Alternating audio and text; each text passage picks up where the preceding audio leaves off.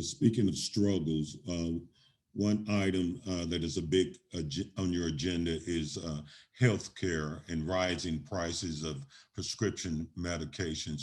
You want to talk to me a little bit about that and how it can affect Yeah, constituents? well, first of all, most folks, I think, expect that if they need to have some medication, like they have diabetes or something like that, that they should be able to afford that, and they should be able to go about living their lives and doing whatever they're doing to contribute to society.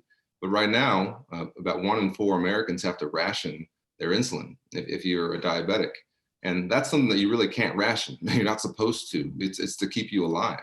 And there are a lot of seniors who have to decide every month between getting all the medication they need and being able to feed themselves that month. There are a lot of families who are making those same decisions. There are parents who are going to go without so their kids can get their medication. I don't think that's what we should be doing in this country. I think that we should be controlling the cost, as you said, of prescription drugs, so that, yeah, we want to have it so that the next miracle drug is still developed, and that things that used to be a death sentence are now just manageable diseases, and that's great. We love that innovation. But the price gouging that we're seeing of the American people on something like insulin that's been around for over 100 years, that there's not like there's developmental costs going into that, right? And that we see price gouging that I think really has to be addressed. And so we passed legislation in the House of Representatives that I was a part of and co-sponsored and helped introduce to try and basically use the leverage that we have as government to negotiate drug prices. And so the biggest lever we have is Medicare. Medicare is by far the largest purchaser of prescription drugs in the country. And if Medicare sets rates, then those rates will affect everyone and lower costs for everyone. Right now, unfortunately, in the law, Medicare is not allowed under the law to negotiate drug prices. And so basically they just have to pay whatever the cost is. And that means that we don't have any leverage there. If you're a veteran, in the Veterans Affairs system, we negotiate drug prices.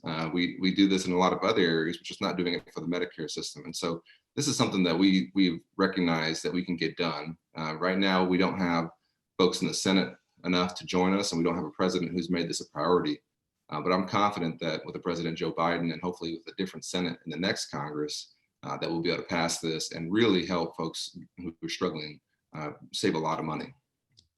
Should Medicare, Representative Allred, be extended to others beyond? I guess it's only for the elderly now. Huh? Yeah. Well, I do think that we should consider lowering the Medicare age from 65 to 60 or even 55 to catch folks who are having to retire early because of health problems. My mom, for example, had to retire a little bit early from teaching after 27 years because of some health problems, and to allow them to get into Medicare faster. But the good news with what I was talking about with the plan is that even though Medicare would be the entity that's negotiating, it would set prices for everyone. And so it would apply to folks even who aren't on Medicare. And so we would be able to use our leverage to set the prices in the market, basically. And that market would then be passed on to everyone. And there are some other levers that we have too. There are some basically penalties for going over a certain amount of costs. There are some incentives to stay within a certain range of costs. But the idea is not to, as I said, we don't want to stifle innovation. We want the next miracle drug to be made in the United States. But we want to end this kind of price gouging that we're seeing going on, particularly for medication like insulin that folks need to survive, and that it's not an elective medicine, right? Like if you're taking it, it's because you need it.